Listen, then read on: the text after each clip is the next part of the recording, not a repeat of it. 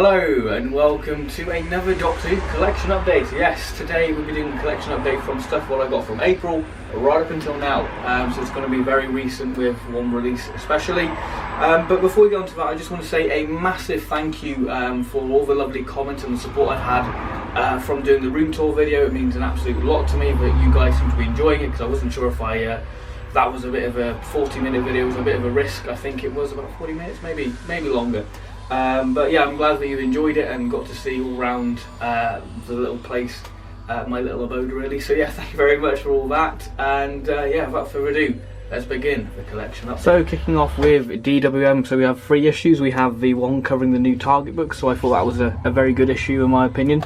Then we have this one, which is probably my favourite cover for DWM for a while, because it's the third Doctor and looks rather lovely. So yeah, then we have the most recent one, covering the season 12 Blu-ray, which is a really good issue in my opinion, because it's got an interview with Tom Baker, and Tom Baker is just really good at doing interviews because he's just great at telling stories, and I can just listen and read Tom's interviews because he's just brilliant. So yeah, do like that, covering the new season 12 Blu-ray, which I'll probably do an unboxing video of later down the line. There he is, good old Tom Baker.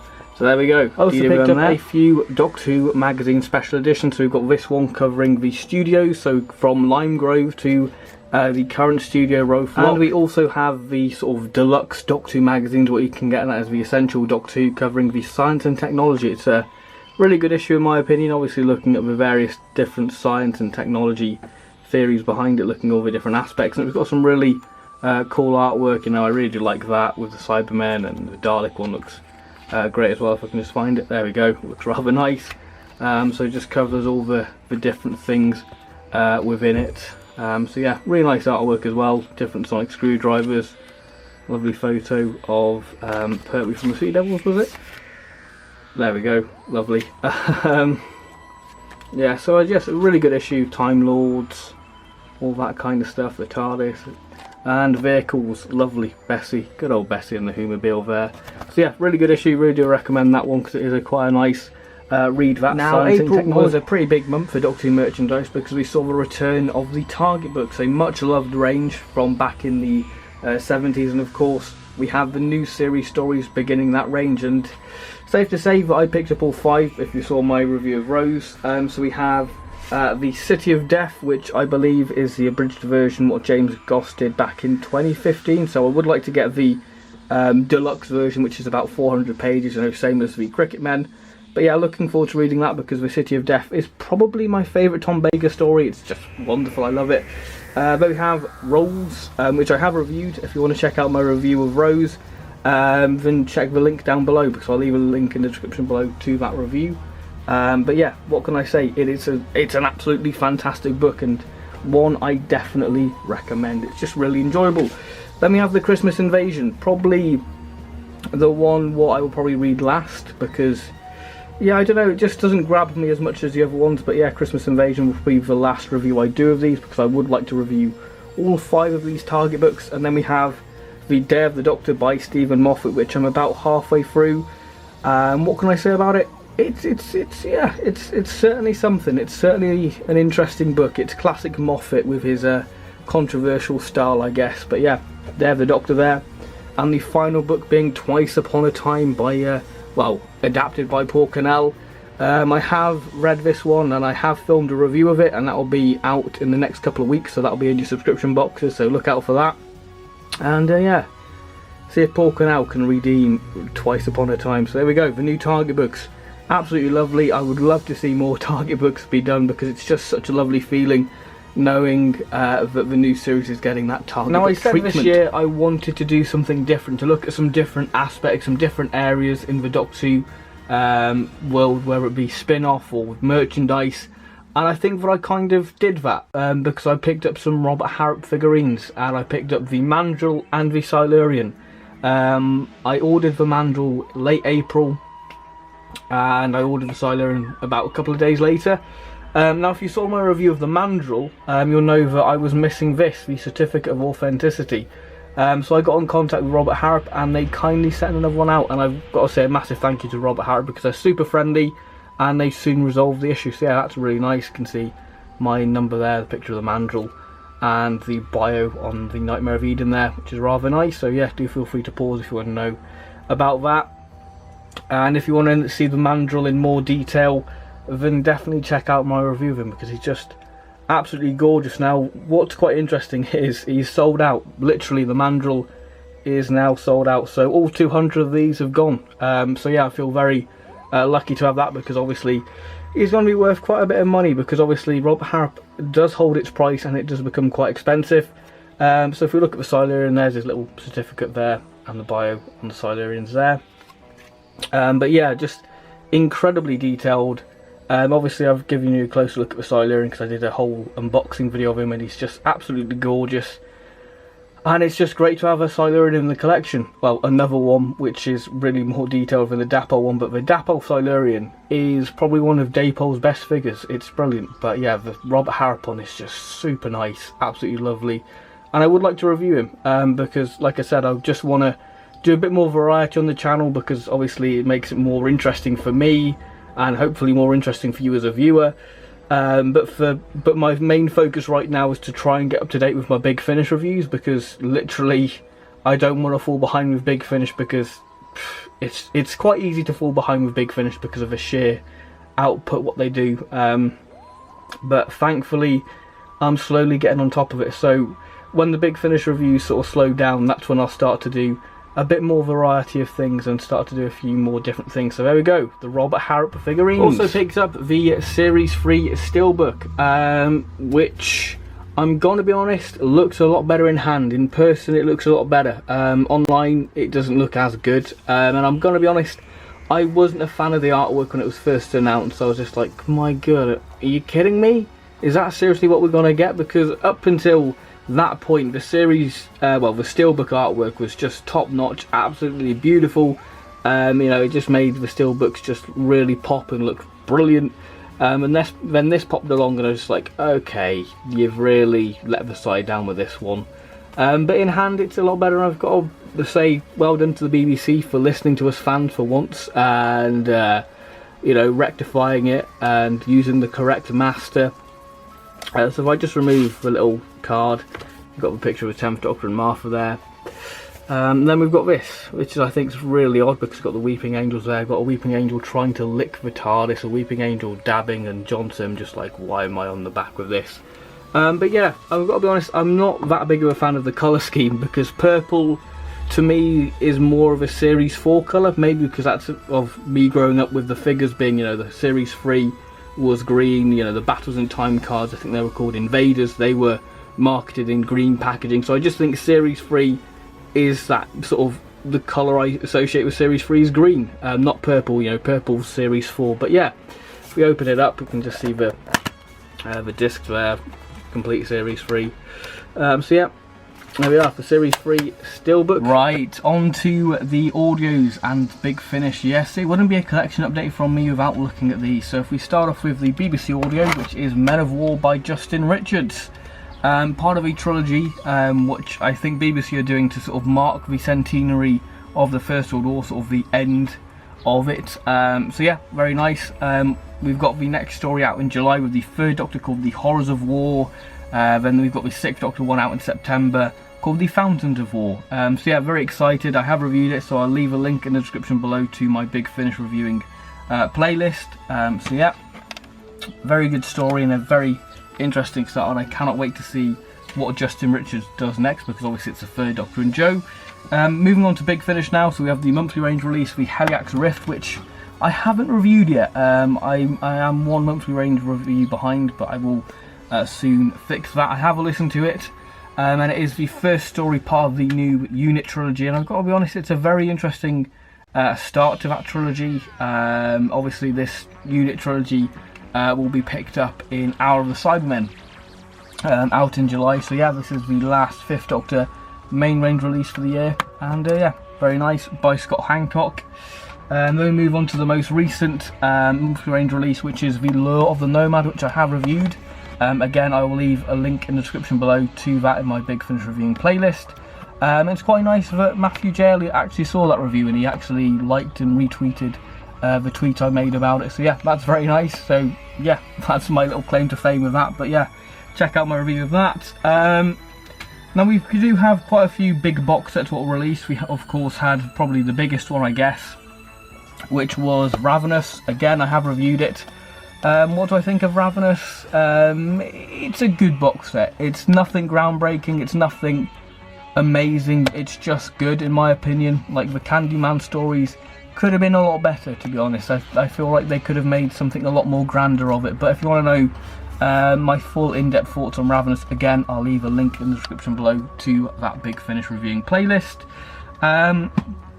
We also have this, Unit Cyber Reality. I picked this up, this is the second Unit box that I picked up. The first one I got was Unit Assembled last year, because obviously it was old Unit meets the new Unit, and I'm gonna be honest, didn't like that box set. I just found it really dull. Like once the nostalgia had rubbed off, it just fell apart for me.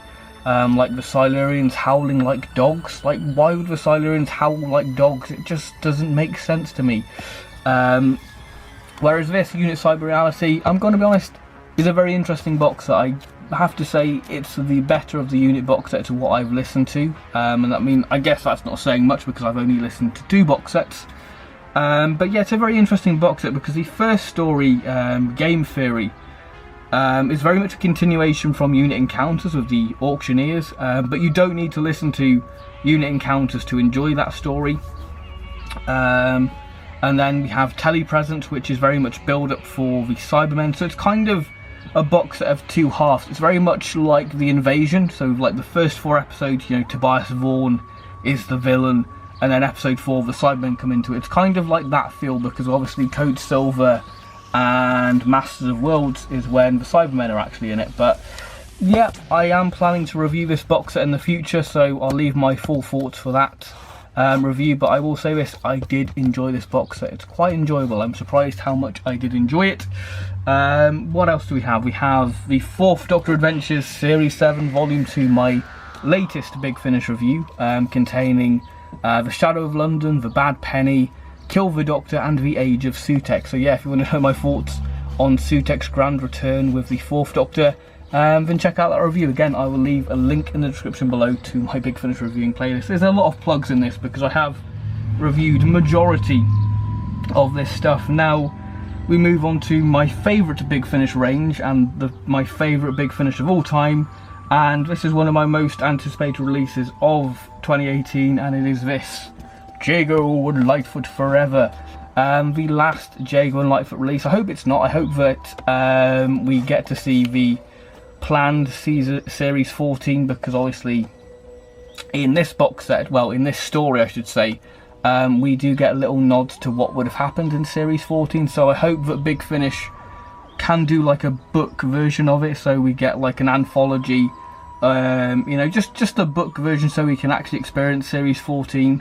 But yeah, I'm gonna be honest, I did shed a few tears when I listened to this, because I was just, you know how much I love Jago and Lightfoot. It's my favourite Big Finish to listen to. It's my favourite spin-off. It's just absolutely glorious, and it does come with the Jago and Lightfoot Revival, which is the short trip featuring the 10th Doctor and another Doctor, which I'm not going to say if you don't know the other Doctor, but I have reviewed it back when that was released, so it's quite nice to have that on physical form. But yeah, I do plan to review this, and this release has actually made me go, you know what, let's review Jago and Lightfoot. So this is probably me confirming that I'm gonna review Jago and Lightfoot from Mahogany Murderers right up until the end. So yeah, I'm probably gonna, the last Jago and Lightfoot review I'll do is probably Series 13, because I'll probably review Jago and Lightfoot Forever before Series 13. So yeah, this is me confirming that I am reviewing Jago and Lightfoot, so you can expect a few Jago and Lightfoot related videos in the near future. You can expect a whole big series of Jago and Lightfoot, because I just love them. They're just brilliant. But yeah, really love this release, and you can expect a full review on that in the near future.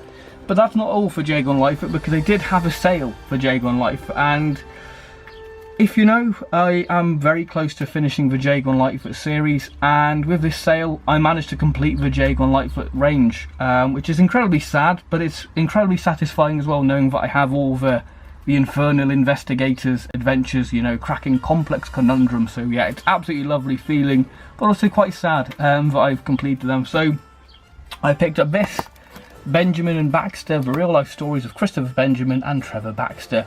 Basically it's like the Tom Baker and Colin Baker interview they did, you know, when they marked Tom Baker's 80th birthday.